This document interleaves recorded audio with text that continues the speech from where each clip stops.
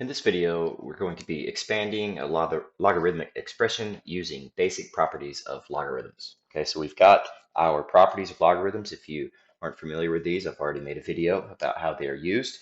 So what we're going to do is use these properties to take this single logarithm and expand it out to where we have multiple logarithms. Okay, so the first thing I'd look at this log of y over x to the 9. First of all, the base is 10. Okay, not that that matters for us today, but in this video, but if the base is not written, but it does say log, that's called the common logarithm. So there's a base 10 right there. Okay, so we see that there's a division going on, and we know that we can expand this like this. The top number goes in the first logarithm, minus, and then the bottom number goes in the second logarithm. Okay, so the y is the top, the x to the ninth is the bottom. So this is equal to log of y minus log of x to the 9.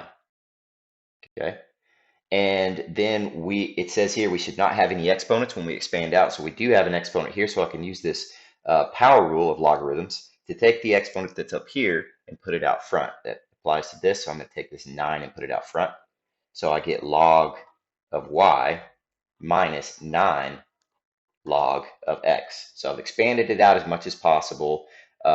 It says each logarithm should involve only one variable, right? We have our y and our x separated and should not have any exponents. Yeah, we took care of that.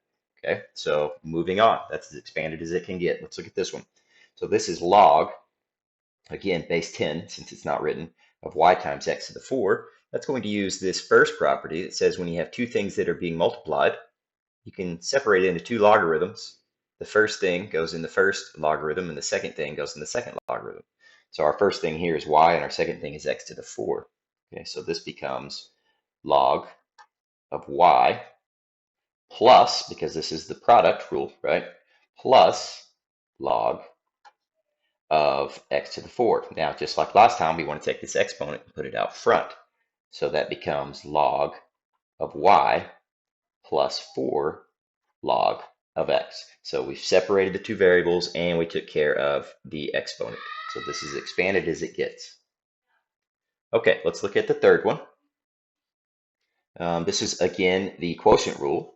So it's going to be subtraction. So this turns into log of x to the 5th minus log of y.